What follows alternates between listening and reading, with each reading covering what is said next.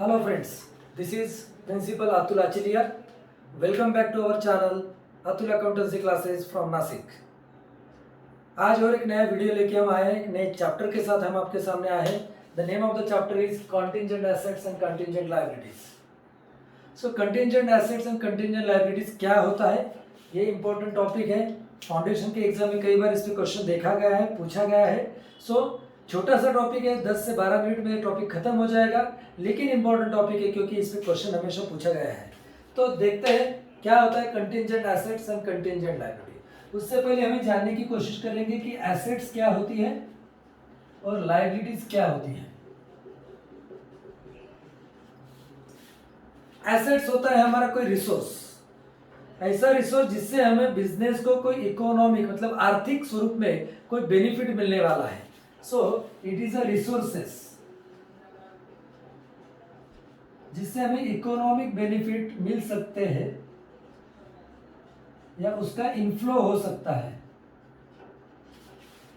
So asset means it is a resources, if we are using that resources will get some benefit out of that, और उस benefit का हमारा business में inflow हो सकता है.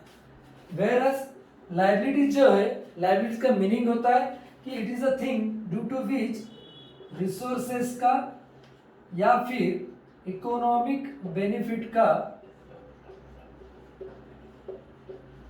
आउटफ्लो हो जाए.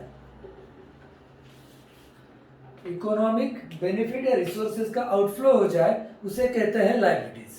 तो ये होता है एसेट्स, ये होता है लायबिलिटी जो हमारे बिजनेस के लिए बहुत ही इंपॉर्टेंट होता है.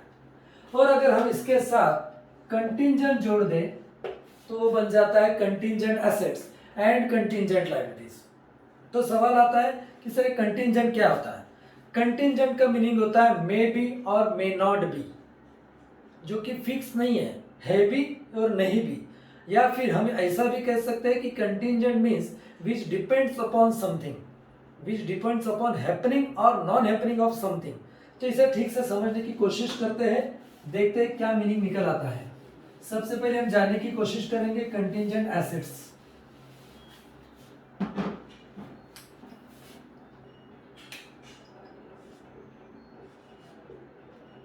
कंटिंजेंट एसेट्स तो क्या होता है कंटिंजेंट एसेट्स. तो देखते हैं, ये एक ऐसी एसेट होती है which arises, which occurs due to any of past event, which arises or occurs due to any of past event, and but it is now a possible asset. It is not our exact, not our real asset. It is a possible asset. What is mean by possible? Which is possible to be, कि हो सकती है, अभी तो नहीं है लेकिन हो सकती है. कैसे हो सकती है? It depends upon happening or non-happening, happening or non-happening of any future event, happening or non-happening of any future event, कि भविष्य में कोई घटना घटती है या नहीं घटती है, उस पर डिपेंड जो लायबिलिटी सॉरी एसेट होती है, that is known as contingent asset. Okay. और मेन फीचर इसका होता है कि हैपनिंग एंड नॉन हैपनिंग जो है which is not under the control of organisation. जो भविष्य की घटना है उसका घटना या न घटना, हैपनिंग और non happening is not in control of our, is not in the control of organisation और the business. That asset is known as contingent asset. और दोस्तों ये जो है, जब जैसे कि मैंने बताया, it is not the fix asset और it is not the confirm asset. Okay, it is not the confirm asset, it is possible asset. So it cannot be added or it cannot be shown in the books of the account or it cannot be shown in the financial statement. So it is always recorded in director's report.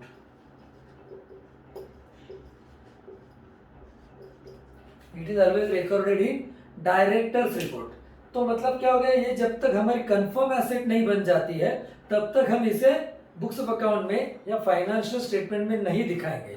तब तक ये कहाँ दिखेगा, directors report में होगा, जो directors आगे जाके शेयर होल्डर्स को दिखाएंगे। फॉर एग्जाम्पल की अगर हम बात करें, मान लो मेरी कंपनी ने या हमारी कंपनी ने किसी सप्लायर पे या वेंडर पे केस किया है कि whatever order we have placed with you, you have not supplied the goods according to that. तो हमने उस पे वेंडर पे केस किया है जो कि अभी कोर्ट ऑफ लॉ में है। ओके, जो अभी कोर्ट में चल रहा है केस। अब डिपेंड करता है कि कोर्ट का रिजल्ट क्या आता है, हैपनिंग और नॉन हैपनिंग। कोर्ट का रिजल्ट क्या आएगा हमें पता नहीं है, और कब आएगा वो फ्यूचर में आएगा, शायद कल आए, 2 महीने बाद आए, 6 महीने बाद आए, साल भर बाद आए। तो वो फ्यूचर इवेंट होता है और उसका रिजल्ट हमारे साइड में आ सकता है या हमारे अपोज में भी आ सकता है, हमारे फेवर में हो सकता है या हमारे अपोज में भी हो सकता है। सो हैपनिंग और non happening of future event and of course which is not under the control of organization, so it is known as a possible asset or it is known as contingent asset. So it will be shown in the director's report, it will not be shown in financial statements. Okay, so ये हो गया contingent asset का meaning. अब हम देखते हैं contingent liability।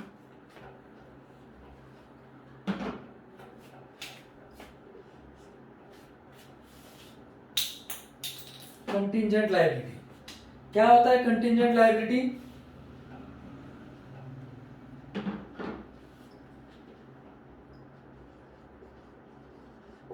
It is a probable liability, it is a probable liabilities. It is also depending on or it may arise due to past event. ये होता है फिर से past event की वजह से, और again depend on happening or non happening of future event which is not under the control of organization. और दोस्तों ये भी फाइनेंशियल स्टेटमेंट में नहीं दिखाया जाता है। जैसे हमने बेसिक कंसेप्ट में देखा था कंजर्वेटिज्म कंसेप्ट, वो कंसेप्ट के हिसाब से पॉसिबल फ्यूचर एसेट या इनकम हम नहीं दिखा सकते हैं, लेकिन पॉसिबल और प्रोबेबल लायबिलिटीज और आउटगोइंग हम शो कर सकते हैं to the notes of account. कहाँ दिखा सकते हैं हम ये? नोट्स ऑफ अकाउंट या notes to the account. Notes to the account में हम ये दिखा सकते हैं, फाइनेंशियल स्टेटमेंट में नहीं आता है, so it is shown as a notes to the account. Okay, तो ये होता है कंटिंजेंट लायबिलिटी। एग्जांपल के तौर पे कंपनी में काम करते वक्त किसी वर्कर के साथ एक्सीडेंट हो जाए, मिसहैप हो जाए और उस वर्कर का कोई हाथ या पैर इंजर्ड हो जाए, तो उस वर्कर ने कंपनी पे केस किया है for reimbursement of his losses. तो कंपनी का जो केस अभी कोर्ट में चल रहा है, पता नहीं है कि कोर्ट का रिजल्ट क्या आएगा, वर्कर के फेवर में आता है या कंपनी के फेवर में आता है। अगर वर्कर के फेवर में आता है तो कंपनी को पैसा देना पड़ेगा, कंपनी को वर्कर को उसका रीइंबर्समेंट ऑफ लॉस करना पड़ेगा। तो ये डिपेंड करता है हैपनिंग और non happening of future event, of course not under the control of organisation. Okay, तो ये हो गई कंटिंजेंट लायबिलिटी। तो लायबिलिटीज के बारे में 3 कंसेप्ट ठीक से आप याद रखना है। एक तो हो गया कंटिंजेंट लायबिलिटी, एक होती है सिर्फ लायबिलिटी। लायबिलिटी मतलब क्या? Which is confirm to be paid. मैंने किसी से गुड्स परचेस किया है ऑन क्रेडिट बेसिस, 1 लाख रुपए का गुड्स परचेस किया है मिस्टर एक्स से, और मुझे मिस्टर एक्स को 1 लाख रुपए देना है। पार्टी कंफर्म है, अमाउंट कंफर्म है।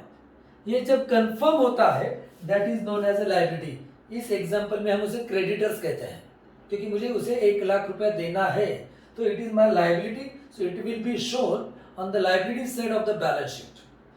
तीसरी एक कंसेप्ट होती है दोस्तों, उसे कहते हैं प्रोविजन।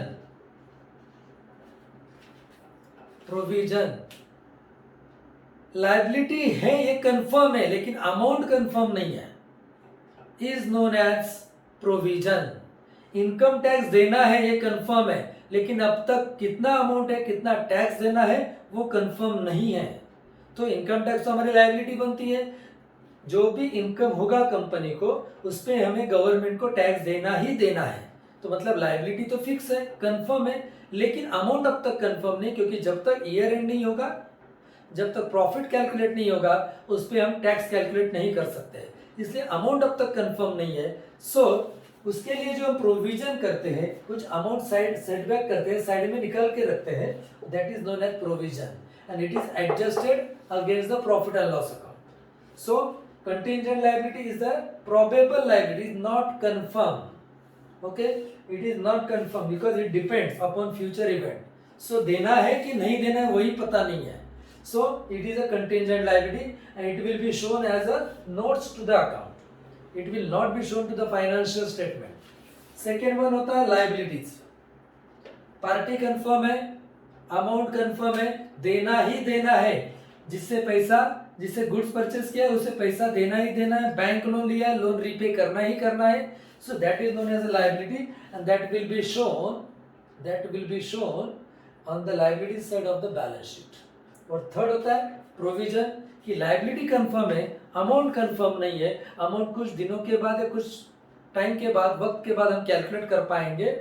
वो जो लायबिलिटी कंफर्म है बट अमाउंट कंफर्म नहीं, that is known as a provision. तो ये होते हैं तीन कंसेप्ट लायबिलिटीज के बारे में, कंटिंजेंट लायबिलिटीज एंड प्रोविजन. और एक हमने पहले देखा कंटिंजेंट एसेट्स. छोटा सा टॉपिक था, इंपॉर्टेंट टॉपिक था.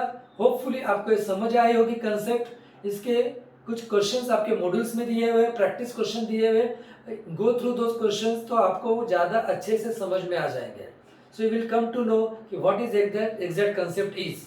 सो इसी के साथ आज का ये वीडियो यही खत्म होता है. तो दोस्तों कुछ भी डाउट्स हो तो कमेंट बॉक्स में हमें जरूर लिख के भेजिए, या समझ में आता है तो वो भी लिख भेजिए. और आपके दोस्तों को इसकी लिंक शेयर जरूर कीजिएगा. So thank you. Stay home, stay safe. Thank you.